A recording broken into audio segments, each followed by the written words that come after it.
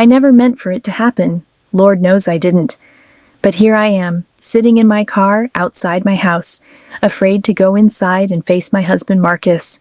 My hands are shaking as I hold the steering wheel, and all I can think about is what just happened in my boss's office an hour ago. My name is Keisha, and I've been married to Marcus for 8 years. We got together right after college, and everyone said we were the perfect couple. He's a good man, works hard at the bank, comes home every night, helps with our 2 kids, but somewhere along the way, we lost that spark. Our bedroom became a place where we just slept, nothing more. Then 6 months ago, I started working for David Richardson. He owns a successful marketing company downtown, and he hired me as his executive assistant. David is everything Marcus isn't. Confident, demanding, and he makes me feel alive in ways I forgot were possible. The attraction was instant, like electricity running through my veins every time he looked at me. Tonight, that electricity finally exploded into something I can never take back. And now, I'm sitting here, knowing that my life is about to fall apart, because the truth is eating me alive. My boss is better than my husband in bed, and I don't know how to live with that knowledge. It began with small things. David would compliment my dress, or let his hand linger on mine when he handed me files. I told myself it was nothing, just a friendly boss being nice, but deep down, I knew better. My heart would race every morning when I walked into that office. Marcus never noticed when I bought new clothes or got my hair done. He'd come home, eat dinner, watch TV, and fall asleep. Our conversations were about bills, the kids' school events, and grocery lists. We were roommates, not lovers. I felt invisible in my own marriage. David was different. He saw me, really saw me. When I wore that red dress to work, his eyes lit up like Christmas morning. "You look beautiful today, Keisha," he said, and I felt my cheeks burn with pleasure. Marcus hadn't called me beautiful in years. The flirting got stronger each week. David would stand close behind me when we worked on presentations, his breath warm on my neck. I should have stopped it then, should have transferred to another department or found a new job, but I was addicted to feeling wanted, to feeling like a desirable woman instead of just somebody's wife and mother. 3 months in, David asked me to work late on a big client proposal. Just the 2 of us in the empty office building. That's when he first kissed me, soft and gentle at first, then hungry and desperate. I kissed him back, and in that moment, I forgot all about Marcus waiting at home. That night, we worked late, was the beginning of the end of my marriage, though I didn't know it then.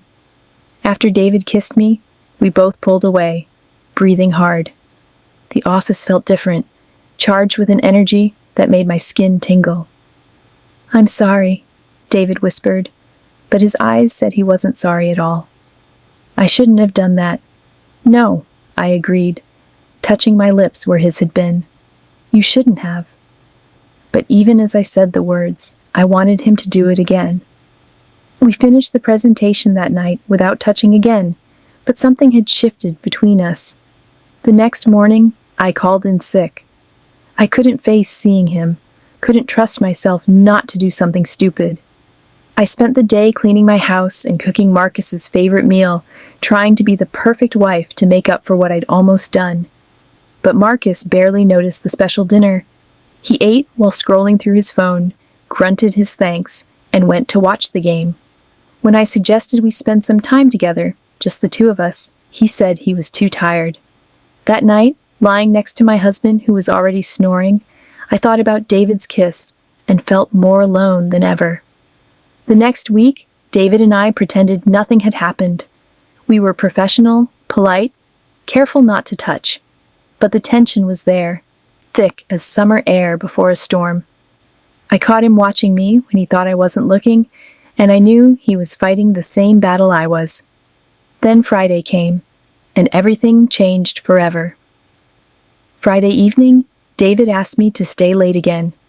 This time, there was no client proposal, no urgent deadline. We both knew why I was staying, and we both knew it was wrong. But I stayed anyway. The office was quiet except for the cleaning crew down the hall.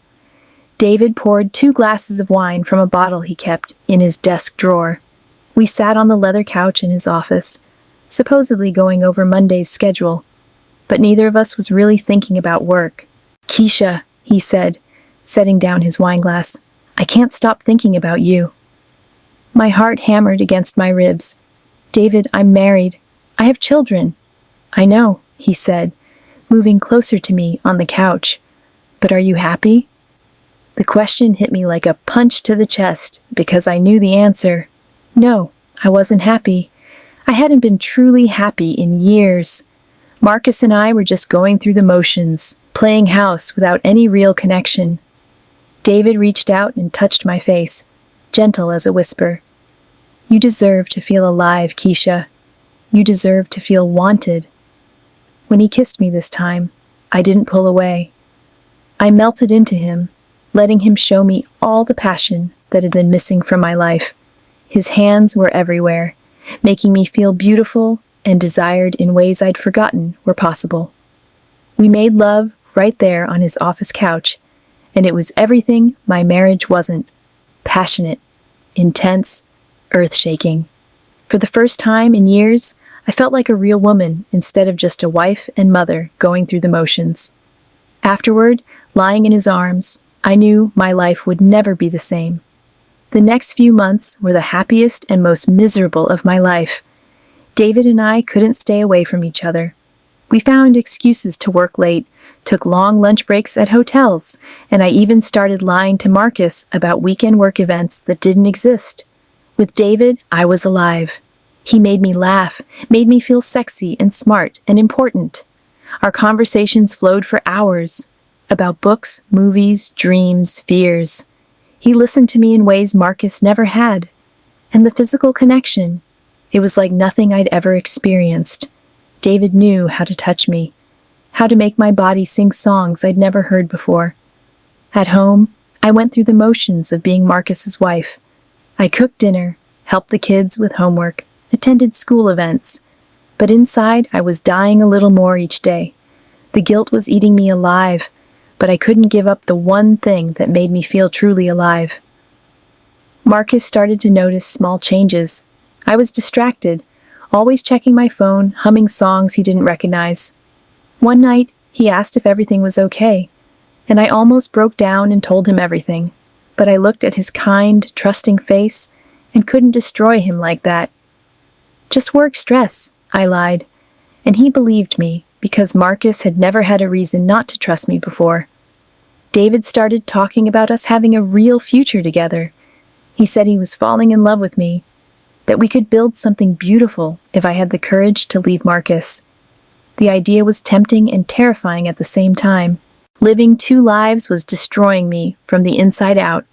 Every morning, I woke up next to Marcus, feeling like the worst person in the world. He would kiss my forehead and tell me he loved me before heading off to work, and I wanted to die from the shame. My kids, Jasmine and Kevin, started asking why Mommy seemed sad all the time. 8-year-old Jasmine even drew me a picture of a rainbow. "To make you smile again, Mama." I cried when she gave it to me, thinking about how I was destroying their family for my own selfish desires. David noticed my growing sadness and guilt. During one of our lunch meetings at the downtown hotel, he held me while I cried. "Leave him," David whispered into my hair. "We can be together properly. You don't have to live this lie anymore." "It's not that simple," I sobbed. "I have children. Marcus doesn't deserve this. He's a good man." "But you're not happy with him," David said, lifting my chin to look at him. "You come alive when you're with me. That has to count for something." He was right, and that made everything worse. Marcus was a good husband on paper, faithful, responsible, loving. But he didn't set my soul on fire like David did. With Marcus, intimacy was scheduled, predictable, and honestly, boring. With David, every touch was electric. Every kiss was a promise of ecstasy. But how could I explain to my children that Mommy was leaving Daddy because another man made her feel better in bed? How could I look at Marcus and tell him 8 years of marriage meant less to me than 6 months of passionate affair? The night everything came crashing down started like any other. Marcus was at his weekly poker game with his friends, and the kids were at my mother's house for the weekend. I told Marcus I was having a girls' night with my sister, but instead, I went to David's apartment. We ordered Chinese food and talked about taking a weekend trip together. David had found a beautiful bed and breakfast in the mountains, just 2 hours away. The idea of spending a whole weekend together, waking up in his arms, felt like a dream. "I want to see you in the morning light," he whispered as we made love that night. "I want to wake up next to you and know you're mine." I wanted that too, more than I'd ever wanted anything. But as I drove home later that night, floating on clouds of happiness, reality came crashing back. I had a family. I had responsibilities. I had a husband who trusted me completely. When I walked into my house, Marcus was sitting at the kitchen table with my phone in his hands. I'd left it behind in my rush to get to David's apartment. My blood turned to ice when I saw the expression on his face. "Who is David?" he asked quietly. "And why has he been texting you every day for the past 4 months?" The world stopped spinning. I opened my mouth, but no words came out. How do you explain the unexplainable? How do you tell the man you promised to love forever that you've been betraying him with someone who makes you feel more alive than he ever has? "Marcus, I started, but the pain in his eyes cut me off like a knife. Marcus set my phone down on the table with shaking hands. His eyes were red, and I realized he'd been crying. In 8 years of marriage, I'd never seen Marcus cry, not even when his father died. "How long?" he asked, his voice barely above a whisper. I couldn't lie anymore.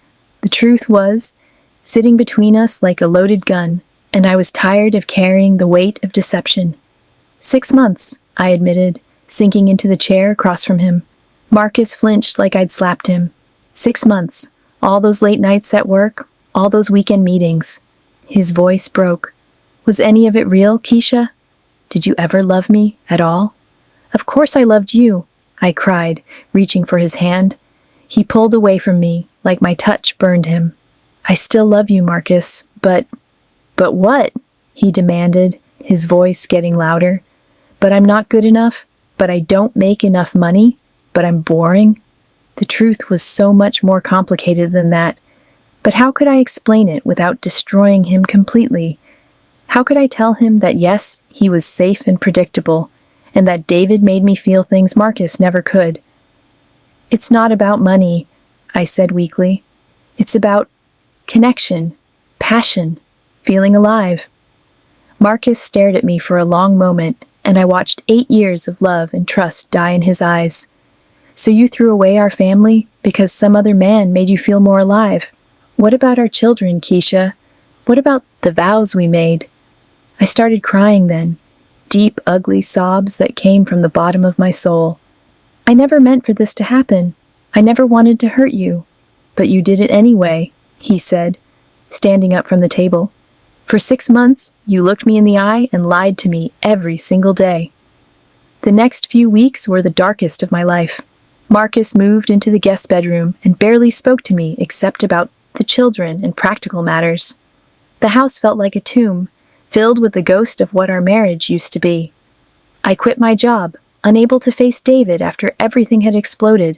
He called and texted constantly, begging me to meet him, to talk about our future together. But what future? I'd destroyed my family for a fantasy, and now I had nothing. Marcus filed for divorce and asked for full custody of the children. "I won't keep them from you," he said during one of our few conversations, "but I can't trust you to put their needs first anymore." Those words cut deeper than any knife. My own husband thought I was a bad mother because of my choices. The worst part was, he might have been right. What kind of mother risks her children's happiness for an affair? I moved into a small apartment across town.